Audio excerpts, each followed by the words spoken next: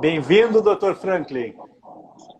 Boa noite, meu querido Paulo. Tudo bem? Que prazer a gente bater esse papo aqui. Ah, recíproco. Com certeza recíproco.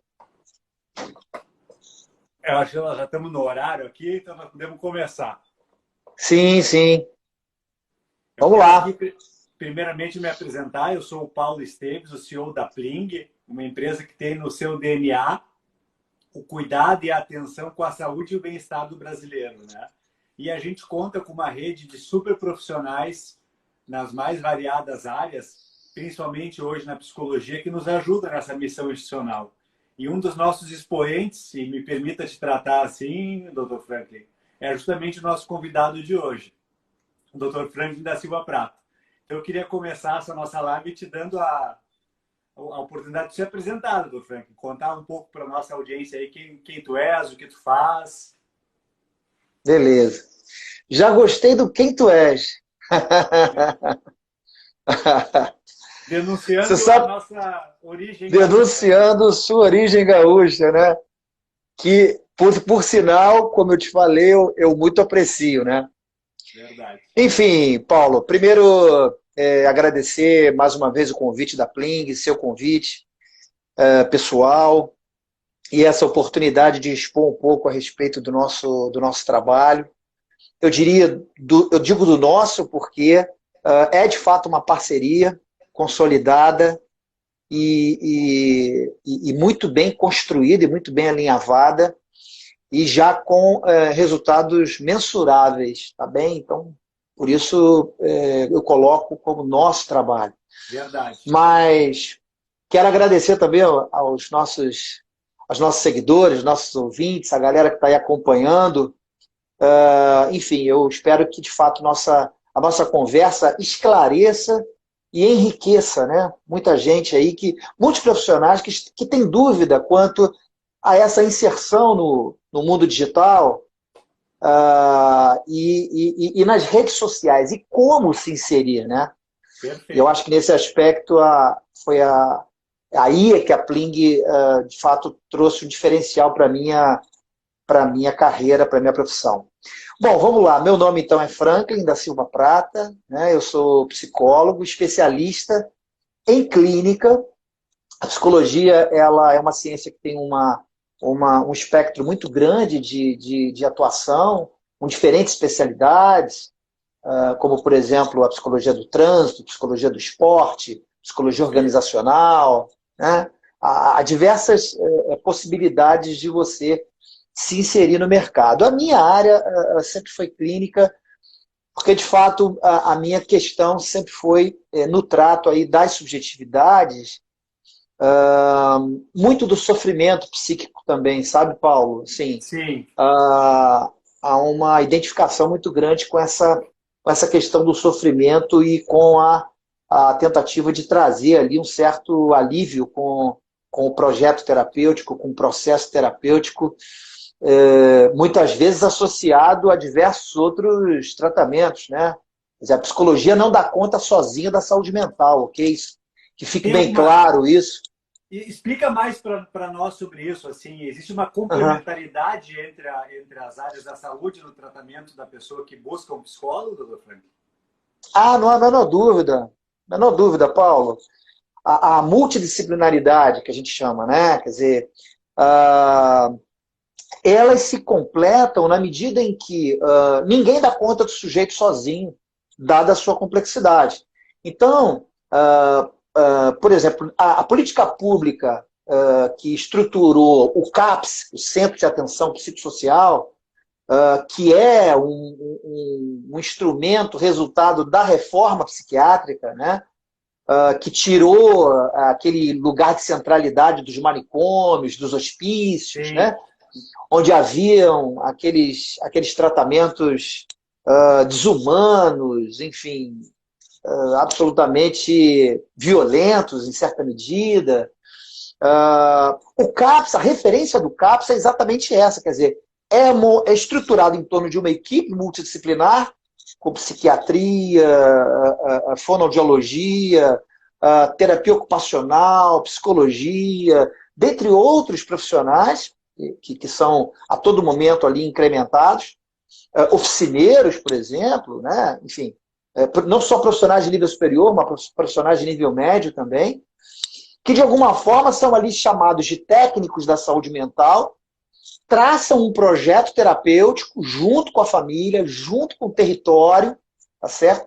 Para dar conta de questões normalmente graves, né? Mais graves, né? Eu diria, os casos das psicoses, do autismo, os casos onde há um prejuízo, um comprometimento mais severo, né? Então veja que a política pública entendeu que, por exemplo, não só a medicina, na sua especialidade da psiquiatria, como também a psicologia, e nenhuma outra área daria conta sozinha. Então, essa associação é que permite a construção de um projeto terapêutico que tenha diferentes olhares, tá? E isso, evidentemente, que contribui para o paciente, né? Essencialmente, para ele, para a família, para todo o entorno, né? E na sua clínica, doutor Franklin, o senhor segue alguma linha terapêutica? Então, sim, Paulo. A minha referência teórica, ela é a psicanálise. A referência é de base, assim, né? É a minha referência de base, é o princípio que norteia o meu trabalho. Entretanto, eu devo confessar que, como psicólogo, eu não sou um psicanalista no seu sentido mais estrito. E eu tenho colegas psicanalistas que, de fato, seguem exclusivamente e fielmente a psicanálise. Por que isso? Porque a psicologia, ela tem a possibilidade, ela abre a possibilidade de você lançar mão de outros recursos terapêuticos que, no meu entendimento, completam a psicanálise. E de certa forma, diria eu, Paulo, que assim, quem dita o referencial teórico é o paciente. São suas queixas, são suas demandas. Então eu preciso entender que nem sempre, por exemplo, determinadas condutas ou determinadas intervenções de base psicanalítica, por exemplo, são aplicáveis a um determinado paciente que tem uma demanda ali que talvez uma outra abordagem, uma outra técnica, de um outro enfoque teórico seja mais bem sucedido. E no meu entendimento, o paciente tem primazia, tá certo? Quer dizer, não é a teoria que tem a primazia. Aliás, o legado de Freud, assim, né? Assim, o legado é imenso, mas no meu entendimento, o legado mais lindo de Freud é que é a partir da clínica e do paciente que Freud constrói tudo, né? Freud vai tecendo ali toda uma teoria, mas é a partir da clínica. Portanto, a linguagem do paciente, a forma como o paciente traz os conteúdos é de suma importância. E eu não me furto de lançar mão em determinados momentos de algumas técnicas, de alguns instrumentos que, no meu entendimento, vão trazer contribuição para o paciente. Que tipo de instrumento é esse que você fala? Explica pra gente. Por exemplo, às vezes uma intervenção mais breve, que a gente chama, mais focal, né? Por exemplo, eu posso lançar mão, por exemplo, uma técnica de respiração, né? Existe, por exemplo, a técnica da hipnose, não é exatamente a minha área, mas existe como possibilidade de intervenção terapêutica. Inclusive, tenho aí um certo interesse de entrar com essa possibilidade. Existem casos onde, por exemplo, o paciente não consegue falar, Paulo, e o nível de sofrimento e a intensidade de sofrimento em que o sujeito está mergulhado, de fato, ele entrou num silêncio, numa reclusão tal, que ele não consegue falar. E a hipnose pode ser um caminho importante para que, de alguma forma, isso sair. Né? Num primeiro momento, depois você pode já abrir mão, certo? Claro. Então, esses são alguns exemplos. A técnica da respiração, né? A dessensibilização sistemática, por exemplo, da terapia cognitivo-comportamental. Eu acho uma técnica interessante, por exemplo, em casos de fobia. Né? Então, assim, há, por exemplo, todo aquele trabalho de conscientização da terapia existencial humanista, que eu acho bem interessante, assim, daquele trabalho em que você consegue identificar o que significa uma existência autêntica, uma existência inautêntica, dar sentido à sua existência, sabe? E eu acho que são instrumentos importantes, mas sem jogar fora, né, aquilo que a psicanálise pressupõe, que é o sujeito do inconsciente. Ok? Eu não jogo fora, mas eu deixo que outras questões possam ser trabalhadas e o sujeito do inconsciente vai emergindo assim, ao longo do tempo, porque a psicanálise ela é de extensa duração, ela é longa, sabe? Ela é uma jornada mais longa. Diferentemente de outras formas, de outras abordagens, sim, ela requer uma convivência mais duradoura com o paciente, assim? Mais duradoura, um tratamento mais duradouro. E é um trabalho que tem uma certa direção arqueológica, sabe? No sentido de você... no sentido de você, por exemplo, fazer... É como se você fizesse escavações, sabe? E como se a existência do sujeito fosse em camadas, né, cronológicas, em que você vai aos pouquinhos encontrando ali pequenos vestígios de traumáticos que vão formando uma cadeia. Então você tem que ir com muito cuidado, porque você toca em feridas que muitas vezes ainda estão expostas, sabe? Que o sujeito não sabe conscientemente, entende, Paulo? E que ele vai, muitas vezes, em análise, é na terapia que isso vem à tona. Por intermédio do que a gente chama das formações do inconsciente. É um sonho, é uma piada, é um ato falho, é um sintoma. Né? Então, assim, sabe, são aqueles escapes. Porque a psicanálise trabalha muito com aquilo que muitas vezes não consegue ser dito. O sujeito fala, mas é o não dito que é aquilo que é mais relevante. Mas escapa, uma hora aparece. Que legal, entendeu? Isso. E é correto a gente afirmar aqui, o nosso público, tem bastante gente leiga nos ouvindo também, é correto Sim. afirmar que a psicanálise está intimamente ligada com Freud e surge a partir de Freud? Sim, é evidente que tem ali alguns antecessores, como Breuer, como Charcot e tal, mas Freud é o fundador, né? Assim, ele é quem descobre o inconsciente e marca o inconsciente como sendo ali a sede, né, do que ele chama, num primeiro momento, do princípio do prazer. E aí vai dando todo o contorno da sexualidade, e não sexualidade estritamente como genitalidade, como ato sexual, mas envolve aí todo o campo da afetividade, entendeu? Tudo aquilo que é mediado pelo afeto. Porque, a rigor, a vida é amor, né? A vida é amar e ser amado. Assim, o tempo todo a gente ama coisas e pessoas e deseja ser amado por pessoas. Nós somos demandantes de amor, né? Tudo que eu quero é ser reconhecido pela Pling, tudo que a Pling quer é ouvir que né? É isso, quer dizer, no fundo, a rigor, estamos falando de amor o tempo todo, né? Isso é sexualidade para Freud, tá? Claro que sim. Esse campo todo aí. A aceitação, né? A aceitação. Aceitação. O que a gente chama de autoestima hoje, né? Que bacana. Tudo isso está intimamente ligado. E o Dr. Franklin, me pegou de chamar de Franklin aqui, daqui para frente. Claro, pô. Pelo amor de Deus. Pelo amor de Deus. Fica à vontade, Paulo. A gente aqui na Pling, a gente tem uma missão de democratizar a saúde, né? De levar informação para as pessoas cada vez mais através dessa junção, desse braço que é a tecnologia de um lado e o conhecimento de outro, né? E que aqui a gente traduz bem nesse nosso papo. Sim, e a gente sim. percebe que o senhor é um autor bem assim profícuo, bem uma pessoa que escreve bem. Como é que tem sido essa sua experiência de escrever para a comunidade de pacientes, de colegas? Então, Paulo, para mim é um prazer, né? Eu gosto. Ou seja, é alguma coisa que eu faço com muito carinho. Cada texto que eu produzo assim, é objeto de realmente de reflexão. Eu até faço assim Eu tenho processo de reclusão minha aqui pela manhã, minha esposa já sabe, meus filhos e tal.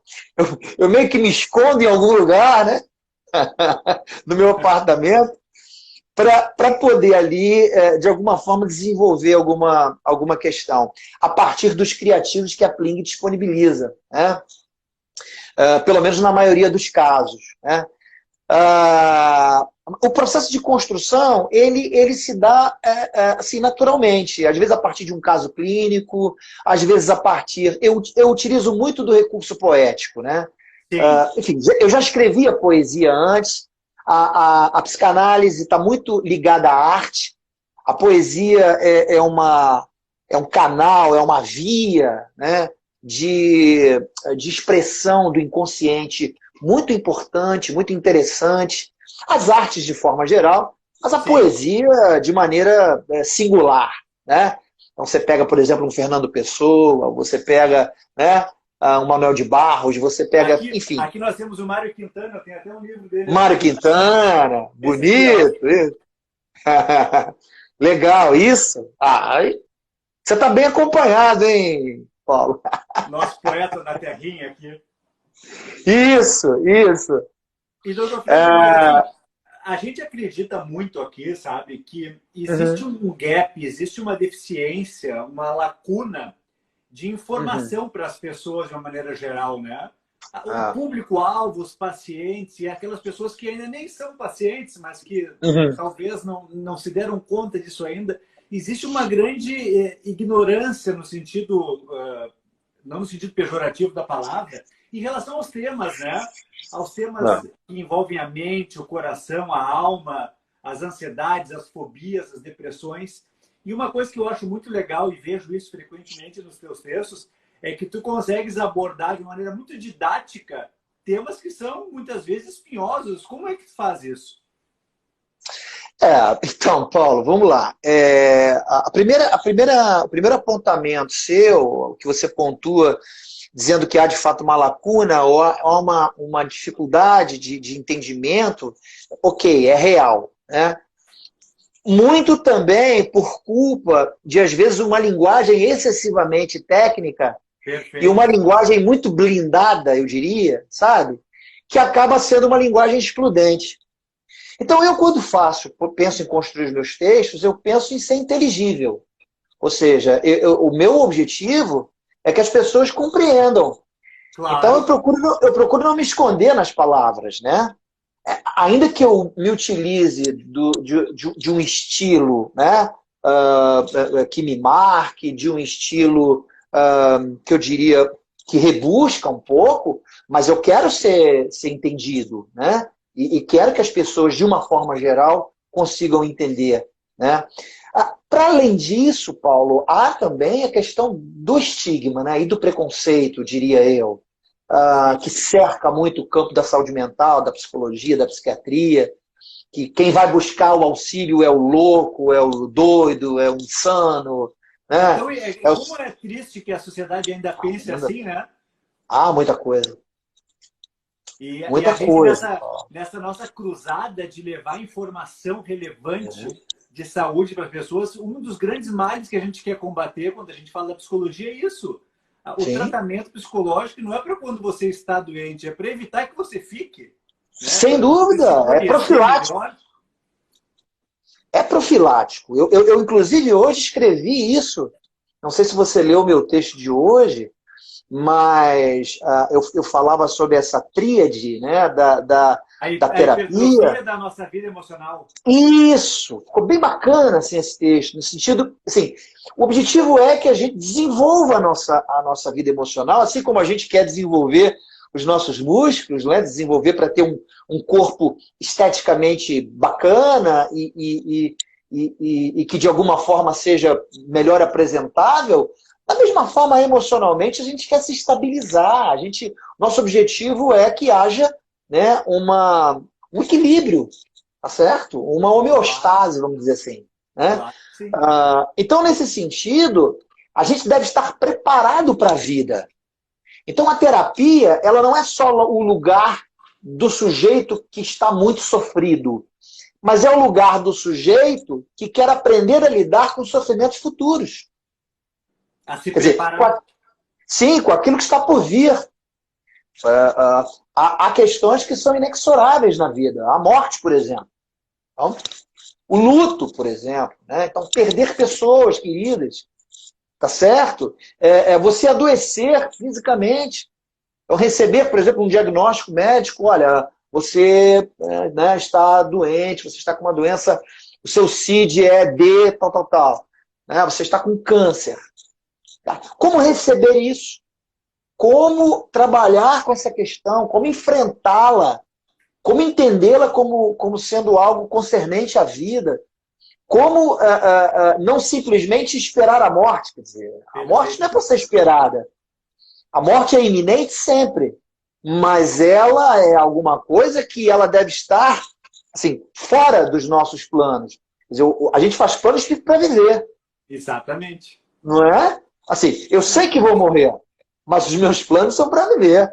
Então eu vou planejando vida enquanto eu vou vivendo, tá certo? E deixo a morte num outro plano, tá certo? E me diga uma coisa, doutor Franklin, e nesse período pandêmico, essa tristeza que o mundo tem vivido, o senhor tem percebido uma mudança no comportamento das pessoas, um recrudescimento, um entristecimento maior na sua clínica diária? O senhor notou alguma diferença nos pacientes, de uma maneira geral? Sim, Paulo, sim.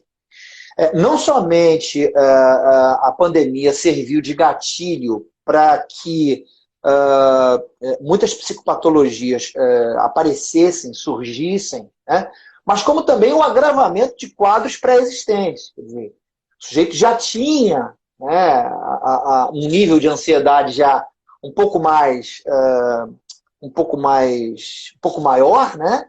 E ele, evidentemente, com a pandemia aumentou, já tinha um estado fóbico e aquilo ali, enfim, agravou durante a pandemia. Agora, claro, o isolamento social associado a essa falta de esperança, a essa desesperança, a esse clima de desesperança, né? A esse excesso de informações que evidentemente podem até falar de uma realidade, da quantidade de pessoas que morrem por dia, da quantidade de pessoas que já morreram, mas essa massificação e essa intensidade dessas informações, você tendo que digerir isso todo dia, é claro que isso traz algum dano, né? Claro. Então, aumentou muito, né? Hoje, com a terapia online, por exemplo, eu tenho atendido pessoas do Brasil todo aí com agravamentos de quadros, né? Em razão desse isolamento social, de tudo isso que eu já mencionei aí. Esse é um aí ponto você. interessante, né? Que tem bem a ver com o nosso papo de hoje, que é essa intersecção que acontece entre a psicologia e a tecnologia. O teleatendimento é um bom exemplo, né? Isso vinha de uma maneira muito lenta ao longo dos últimos anos, e quando começou a pandemia, esse negócio explodiu, e hoje parece que o novo normal é fazer terapia via teleatendimento. Como é que o senhor tem vivido isso? Tem sido uma experiência positiva? Tem sido bacana? Olha, Paulo, eu vou te fazer uma confissão, hein? Eu confesso a você que lá no início eu era muito resistente. É evidente, né? Assim, já com uma história e com uma clínica muito condicionada ao modelo mais tradicional, presencial, do olho no olho, né? Do contato com o paciente, de certas observações, enfim, de uma linguagem não verbal, sabe? Sim. Então, eu confesso, eu disse assim, puxa, o atendimento remoto, né, o atendimento online, sei lá, vai roubar isso, vai tirar isso. Assim. Então, a única perspectiva que eu tinha era uma perspectiva assim, muito negativa, né? De que alguma coisa iria se perder. Bom, ok. Mas eu venci essa resistência inicial e aí, assim, eu estou muito feliz comigo mesmo nesse sentido, porque eu acho que eu cresci profissionalmente, né? Entendendo que se por um lado houve uma perda, e eu continuo acreditando que houve mesmo, Por outro lado, houve ganhos assim, houve ganhos enormes. Eu vou começar a elencar aqui alguns para você. Bom, Perfeitamente. primeiro, a abrangência, ou seja, a possibilidade de você atender, de pessoas te encontrarem, pessoas serem atendidas nos locais mais distantes, nos locais onde, por exemplo, você não tem, às vezes, um profissional psicólogo, um profissional psiquiatra, ou um profissional da saúde mental de referência.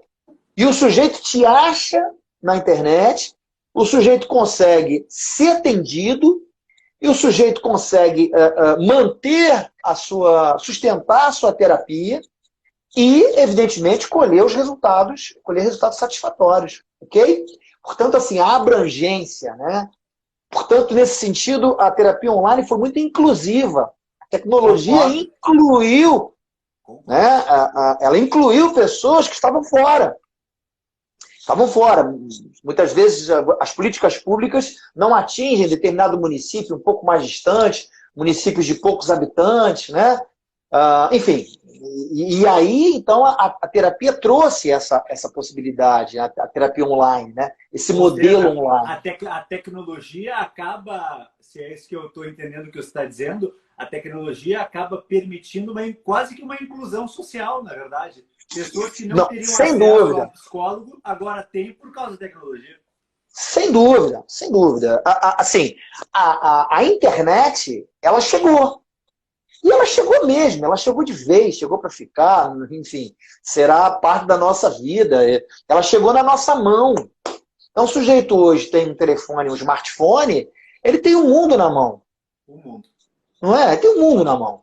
Ele vai onde ele quiser, certo? Então, assim, ele acessa quem ele quiser e ele vai onde ele quiser. Então, nesse sentido, foi absolutamente inclusiva. E se você me permite, não roubou aquilo que eu esperava do ponto de vista técnico das intervenções. Não roubou. Né?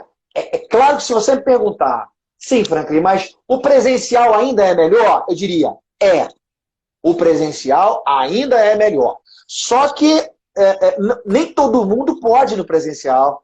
Às vezes uma pessoa idosa, uma pessoa que tem uma certa deficiência, dificuldade de locomoção, né? Alguém que, por exemplo, tem uma dificuldade de recurso. Então claro. Tem a passagem, tem uma série de custos para você sair de casa. Claro. Além dos riscos. Então a terapia online acabou que ela de alguma forma, minimizou os riscos, né? Os riscos de você sair de casa, né? Reduziu os custos que o sujeito tinha, né? De se locomover, de ter que ir até o consultório, ter que ir até a clínica. Tempo, né? O tempo da terapia, mais o tempo do deslocamento. Muitas vezes Perfeito. O deslocamento toma mais tempo que a terapia. Reduziu o tempo. Hoje, um cliquezinho, uma ligação minha, pronto, o sujeito está aqui na tela, nós estamos juntos aqui e a gente está podendo fazer aqui todo o trabalho que a terapia faz. Então, eu diria que sim, foi um grande benefício, um grande avanço e, de fato, foi absolutamente inclusiva. Concordo contigo. E agora me diga uma coisa, Dr. Franklin, assim, não querendo entrar muito na sua intimidade profissional, mas me permita perguntar isso. O senhor se considera um profissional analógico, um profissional digital ou no meio do caminho? Fala um pouco para mim sobre, assim, entrando um pouco no meu lado aqui da tecnologia. Boa pergunta. Eu acho que isso é super digital, mas eu quero ouvir do seu lado. Bom, olha aqui. Eu ainda tenho Freud aqui. Bom, então, não estou totalmente digitalizado, não. Mas eu diria o seguinte, né? Eu diria que eu não estou no meio do caminho, não. Eu acho que eu estou, vamos dizer aí, 75% no mundo digital, eu diria. Caminhando para um percentual cada vez maior. Né? Ainda me utilizo muito, sobretudo no caso dos livros, ainda gosto, sabe, de pegá-los, de tatear. Me parece ainda que eu acho que ainda estou meio romântico nesse negócio, sabe? Somos dois. Eu confesso, eu, presidente de empresa de tecnologia, não poderia dizer isso jamais, né? Mas eu comprei um Kindle. Fica só entre nós, hein? Entre nós. Comprei um Kindle para mim, que é que é aquele livro eletrônico da Amazon, não consegui usar. Sim. Eu gosto de ler no papel, eu descobri isso, eu gosto de ler no papel e isso ninguém me tira. Pô, folhear, né? Folhear um livro, tomando um cafezinho ou um chimarrão, Um chimarrão, isso. bom chimarrão, né? Pô, é uma delícia, né, cara? Então, assim, tem uma questão do prazer, né, envolvida, quer dizer, não é simplesmente a letra, não é a palavra só, é toda uma, é todo um ambiente, né? Então, mas eu diria que eu estou caminhando assim para cada vez mais ser absorvido por esse mundo digital. Inclusive, estou precisando, né? Até conversei contigo ontem, no nosso papo anterior à live, que eu precisava de alguém que pudesse me ajudar a alavancar, né? Porque, por exemplo, o Instagram, que é a rede social que, no meu entendimento, é a mais eficaz, né? Atualmente, sim, certamente. Eu acho isso. Não sei se estou certo, mas a minha Eu concordo em sensibilidade... boa parte com isso. É. Então, assim, o Instagram funciona com algoritmos e funciona... Assim, o que você posta não vai para todo mundo que te segue. Não. Isso para mim ainda é uma questão a ser resolvida, tá bem? A ser elaborada. Aí você vai me ajudar a elaborar isso aí. Ô, Porque, doutor pô, Fred, me se conta todo uma mundo te coisa. segue, se todo mundo que te segue deveria receber o que você posta. Não, não recebe. Não recebe. Não recebe. Essa é a Claro má que notícia. há interesses Claro. comerciais muito fortes envolvidos nisso, né? Sim, Tem uma sim. guerra de anúncios envolvida nisso. Mas uma outra coisa que eu queria lhe perguntar é o seguinte: Sim. se o senhor me permitir perguntar isso, né? Como é que a Pling chegou na sua vida, assim? Como é que foi isso? Me conta. Conta para Oh, mim. foi O senhor me contou um bacana. pouquinho, mas eu queria ouvir mais um pouquinho sobre isso. Olha, foi um casamento, vamos dizer assim. Foi um namoro, um flerte, um namoro, um casamento que deu super certo, assim. Quer dizer, havia ali um profissional que tinha uma trajetória, que tinha uma história e que tinha conteúdo, ok? Ah, que estava enfrentando a pandemia com dificuldades, evidentemente, como todo mundo, e que queria divulgar o seu trabalho. Era isso que eu queria fazer. Eu estava em home office dos 2 municípios, que eu sou concursado, né? E aí eu disse, poxa, eu preciso ampliar o meu trabalho e eu preciso entrar nesse mundo e de alguma forma, inaugurar um novo tempo aí, com novas possibilidades de trabalho, de divulgação do meu trabalho. Bem, vi o anúncio da Pling no Instagram. Que coincidência! Foi no Instagram, no Instagram. Aí eu vi o anúncio da Pling e tal, gostei da forma como o anúncio estava colocado, da forma respeitosa, da forma bem colocada, bem estruturada ali do anúncio, e fiz contato. E aí fui muito bem acolhido pelo profissional que me recebeu, né, o primeiro contato que eu fiz com a Pling. Quer dizer, ele teve muita paciência comigo, porque eu demorei, não foi tão rápido, né? É claro, a gente, no primeiro momento você desconfia, você não sabe com quem está lidando, você quer saber se de fato aquilo ali é sério. Eu estava procurando muita seriedade, eu não me importava que a empresa estivesse começando, não tinha problema, eu também estava começando. Eu acho até bom quando está tudo começando, assim, sabe? Eu vejo que há uma certa sinergia que rola muito positiva quando está todo mundo começando junto. É Eu verdade. ainda sou, eu ainda sou do tempo, vou fazer uma parênteses aqui, em que a gente casava assim, ninguém tinha nada, sabe? Assim, bora construir junto. Quer dizer, hoje me parece que tem uma coisa meio diferente, né? Não, eu preciso ter isso para casar, preciso ter aquilo, preciso ter isso e tal. Aí não, assim, a gente fazia parte de um tempo em que assim, bora casar, a gente não tem nada, não tem nem onde morar, bora casar, bora Isso juntar. mesmo. E vamos construir junto. Foi um pouco assim com a Plin, sabe? Que legal, Assim, que então, assim, legal. eu não tinha quase nada do ponto de vista digital, e a Plin começando também, Isso. mas, enfim. E aí casou muito bem, sabe? Fui muito bem atendido, muito bem orientado. Assim, houve uma ética sempre que pautou sempre as nossas conversas. Fui sempre muito bem assessorado em todas as minhas questões, fui sempre ouvido, tenho pontuado ainda, né, Paulo? Você sabe Sim. disso. Eu tenho o tempo todo dado esse feedback, dado esse retorno, porque eu entendo que assim, a Pling precisa crescer e eu quero que a Pling cresça, porque eu quero crescer com a Pling. Parceria é isso, sim. E Nós o senhor sabe queremos que crescer esse é o nosso juntos. mantra aqui dentro. O Sim, mantra que a gente pensa todo dia é isso. A nossa relação com o psicólogo é uma relação onde um vive com o outro e o sucesso de um é o sucesso de outro. perfeito. Veja o trabalho maravilhoso que o senhor mesmo faz, por exemplo, produzindo uma série de textos super relevantes. Eu fico pensando assim, que coisa maravilhosa quando a tecnologia e a psicologia se encontram assim, meio que sem querer, meio que querendo, e isso produz no mundo um efeito positivo, um efeito melhor, porque o senhor, nós somos um veículo, simplesmente um veículo de tecnologia, mas o senhor Sim, pode se expressar e as pessoas podem ter acesso a esse conteúdo, e a gente está trabalhando aqui dia e noite para que cada vez mais as pessoas tenham acesso a esse conteúdo. Porque não isso, pode isso. uma coisa tão rica como esse seu artigo de hoje, que eu estava lendo antes de nós conversar, uma coisa tão rica dessa fica restrito a poucas pessoas. Então, existe um Sim, esforço nosso em fazer isso ser universal para poder chegar na maior quantidade possível de pessoas.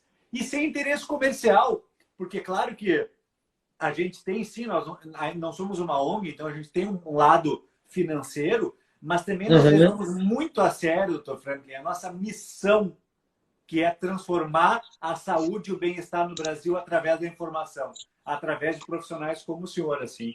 Então, Bacana, Paulo, isso. é uma satisfação enorme ter uma pessoa como o senhor dentro da Pling, nos ajudando a crescer, ajudando a comunidade, sabe? É uma coisa que me dá uma satisfação muito, muito, muito forte mesmo. As pessoas precisam saber disso, Paulo, assim. Isso que você está colocando aí me parece ser assim, extremamente relevante. Hoje eu até fui consultado hoje, eu recebi uma mensagem pelo WhatsApp, não vou citar aqui exatamente o nome da pessoa, mas fui consultado por um profissional que queria saber a respeito da Pling. E aí, num dado momento, a pessoa perguntou o seguinte: eles são sérios? Eu disse assim: quanto a isso, você não tenha a menor dúvida. Essa foi a minha resposta. Porque, assim, quer dizer, a seriedade, o comprometimento, né, a ética, esses valores estão impressos na Pling, personificados em ti, né? Vou usar o em ti, hein? Personificados em ti como CEO da empresa, mas que eu tenho certeza que deve aí contagiar todos os teus colaboradores, né? Sem dúvida. Sim, Porque é verdade. isso, né, cara? O CEO é isso. O sentimento, o clima, a cultura organizacional, a filosofia de trabalho, ela sai, parte de você e ela se dissemina. E ela vai Verdade. disseminando toda uma prática, todo um olhar, uma visão e um entendimento do que se propõe a instituição. Essa é a tua missão, cara. E eu acho que tem um assunto também, né, doutor Franklin, que é a questão da credibilidade e da confiança, né? Que isso é uma coisa que pega muito sério aqui pra gente. Porque hoje em Uhum. dia, o comportamento normal da pessoa, do paciente, é quando ele procura um profissional, ou ele pede uma indicação, ou ele vai para o Uhum. doutor Google. É assim que funciona, né? Ou é uma Uhum. indicação do amigo do doutor Google.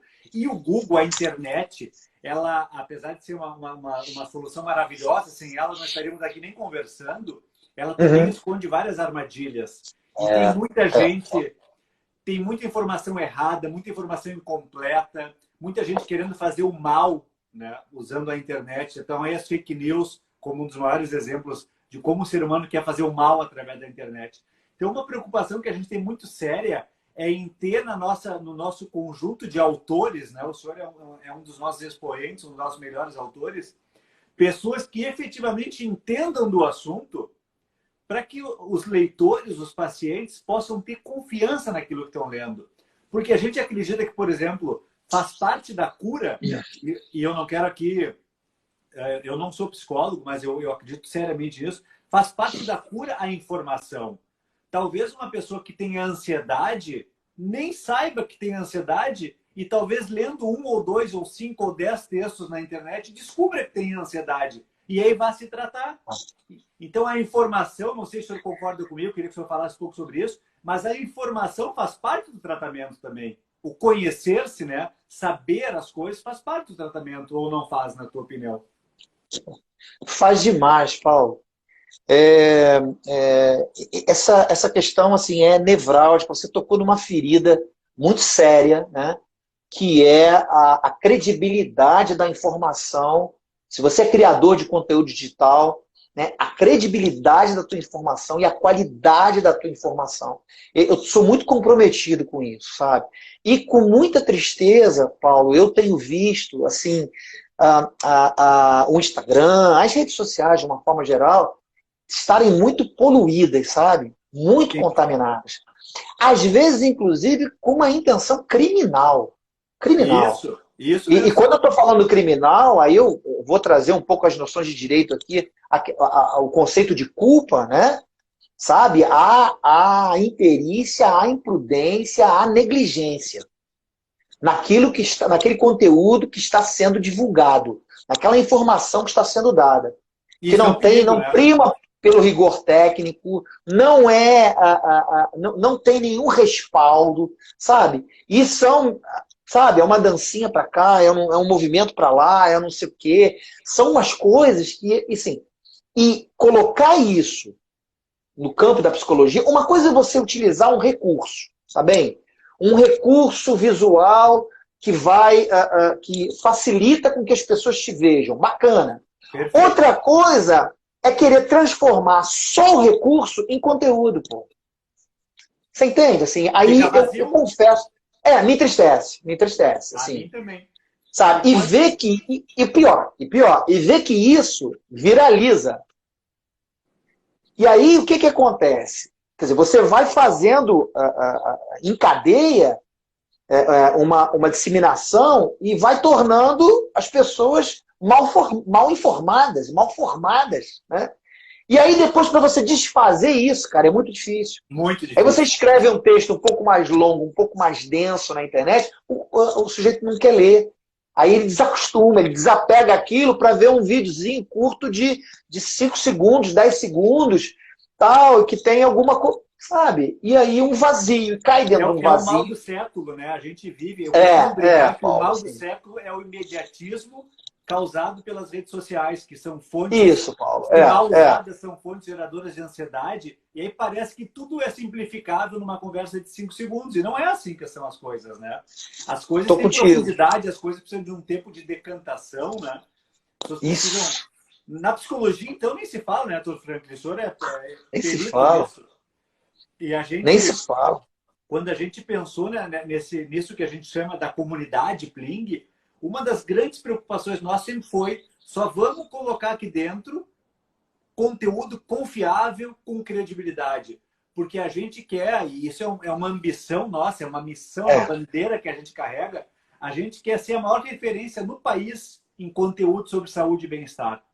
A gente quer ter uma rede de profissionais como o senhor é, o maior exemplar, profissionais com vontade de ajudar o próximo, com vontade de escrever e produzir conteúdo e responder dúvidas e gravar vídeos sem interesse comercial. Eventualmente vai acontecer de um paciente ler aquele texto e procurar o senhor. É natural da vida. Mas é bacana perceber que pessoas como o senhor escrevem e se dispõem a ser praticamente um colunista sem nenhum interesse comercial, contribuindo para a comunidade estabelecida, né? Sim. Esse senso de comunidade, de pertencimento, é uma coisa muito bacana. Muito bacana. E de colaboração também, diria eu, Paulo. Um dos grandes legados dessa minha inserção nas redes sociais, dessa minha digitalização, foi a formação de parcerias, viu, Paulo? Olha, tá dando super certo, né? Assim, tenho conhecido outros profissionais, tenho podido discutir casos, elaborar questões, elaborar, inclusive, projetos de cursos, por exemplo, como eu estou elaborando um agora. Né? O que vai ser esse curso? Me fale. Dá para dar um spoiler aqui? Ainda está muito embrionário. Ainda está muito embrionário, mas posso sim. Posso adiantar alguma coisa. Não sei nem se ela está por aí, a psicóloga Flávia. Ela tem uma página lá no Insta, né? Que é, se eu não tenho enganado, Espaço Afeto. Acho que é assim que se chama. Espaço Afeto. Conhecia a psicóloga Flávia pelas curtidas, pelos comentários dos meus textos e tal, e eu acabei conhecendo ela nos dela. Enfim, nós estamos... Ela também faz parte da comunidade Pling? Não, ela não faz parte da comunidade Pling, não. Perfeito. Mas assim, ela me conheceu o meu trabalho, e nós estamos aí com um projeto que deve falar um pouco dessa questão de autocuidado, de autoconhecimento, mas com uma perspectiva de jardinagem, de autojardinagem, como se você fosse um jardim a ser cuidado, sabe? Assim, com temas assim, com atravessamentos poéticos, mas com temas muito profundos, e que deve culminar numa mentoria, tá? Assim, esse é um pouco o nosso objetivo em diferentes áreas da vida. Uma coisa assim fantástica, eu estou assim muito animado, estou assim a gente já construiu um pouco o esqueleto disso. É um projeto que está assim no forninho, já vai sair. Agora, já vai sair. Pegando o gancho da jardinagem, que eu acho uma analogia muito bacana essa, que a gente é um grande jardim. Eu me lembrei também que o senhor é poeta e músico. Fala um pouquinho para nós disso. É verdade, Paulo, é verdade. O que acontece, Paulo? Eu já vi, né? Mas e a música? O que tu tocas? Que instrumento tu tocas? Eu toco violão. Tá no cantinho ali, tadinho. A minha entrada na questão do instrumento, eu tinha uns 13 anos, mais ou menos, Paulo. E eu tinha um amigo meu que tocava 3 acordes, só tocava isso. E ele tinha um violão na casa dele. Eu fora da televisão, nunca tinha visto um. Fui à casa dele, ele tocou aqueles 3 acordes para mim, eu me apaixonei na hora. E aí eu fiquei encantado, e aí o meu avô comprou um violão e me deu de presente. Pronto. Virou o meu companheiro para dormir, cara. Eu dormia com o violão, para você ter uma ideia. Assim, tal o encantamento que o som produzia para mim. E aí, ao contrário de alguns percursos, eu não me via muito tocando a música dos outros, não. Eu queria fazer música. Aí eu tinha já algumas poesias, comecei a dizer assim, puxa, eu preciso colocar música nessas poesias. Aí comecei a aprender um pouco dos acordes para poder compor, né? Enfim, cara, isso não parou, comecei a participar de festivais de música, na época dos festivais estudantis, participei de muitos, uma série de músicas, fiz música para todo mundo aqui em casa, tem música para minha mulher, tem música para os meus filhos. Comecei a fazer canção que não acaba mais. E assim, virou a minha sangria, sabe? Assim, é por onde eu sangro. Outro dia eu fiz uma live aí da música do Gonzaguinha, Sangrando, né? Porque assim, é isso. Assim, a música para mim é uma forma de sangrar. Sabe? É uma sangria. Que bacana. Ô, doutor Franklin, me diga uma coisa. Que conselho o senhor daria? Sim. O nosso público aqui não pode confundir essa barba e esse cabelo prata com uma idade avançada. Não é disso que se trata. Rapaz. Tu vai entrar nesse terreno mesmo? Não é disso que se trata. Mas que conselho o senhor daria para o psicólogo, para a psicóloga que está se formando agora? Assim, onde é que a tecnologia pode ajudar ele, na sua opinião, ele ou ela, esse profissional recém-formado? Bom, Paulo, vamos lá. Para começar, eu acabei de completar 55 anos bem vividos. Bem vividos. Tenho muita alegria, na verdade, muita gratidão, né? A Deus, gratidão à minha família por completar 55 anos de vida. E, enfim, uma trajetória familiar e uma trajetória profissional, assim, onde eu sou muito querido e muito reconhecido. Portanto, eu estou em paz, absolutamente em paz com o tempo e com a vida. O meu conselho, eu diria o seguinte, olha, se você vai começar, comece com o seu melhor. Comece desde as primeiras intervenções, desde as primeiras aparições, desde as primeiras incursões, comece entregando o seu melhor. Pode não ser com o melhor recurso. Você pode não ter a melhor câmera, você pode não ter o melhor recurso tecnológico, mas comece entregando o seu melhor com o seu coração, sabe? Assim, entregando você, entregue a sua alma, entregue tudo que você tem de afeto por dentro. Sabe por quê? Isso passa. Uma das coisas, um dos retornos que eu tenho mais recebido das pessoas que têm aí me acompanhado e admirado o meu trabalho é: Franklin, a gente te vê ali. Quando eu leio teu texto, eu te vejo ali. Eu já sei que é seu. Você está entendendo? Você tem uma impressão, uma marca, tem um estilo, tem um jeito. Você chora no texto, você aparece ali. Exatamente. Assim, parece que quando eu estou falando contigo, eu já te conhecia. Só por ter te lido ali. Mas por que isso? Não é objeto de uma técnica, não é tanto isso, ainda que tenha, mas é muito da alma exposta. Então eu queria dizer isso para o profissional que começa. Comece se doando, entregando o seu melhor. Coloque sua alma nesse negócio. Sabe? Quase em qualquer negócio, né, Paulo? Eu tenho certeza que a Pling, você colocou a alma aí. Sim, eu não coloquei, eu coloco todos os dias. É isso, ela está posta aí. Todos né? os dias, né? E aí a gente vê. A gente tem um carinho, sabe, pelos nossos parceiros, pelos nossos clientes. Os plingers que estamos assistindo aqui sabem disso e não vão me deixar mentir sozinho. Para nós, cada profissional, cada psicólogo é o rei da nossa vida, sabe? É a rainha da nossa vida. E a gente faz isso porque a gente ama fazer isso.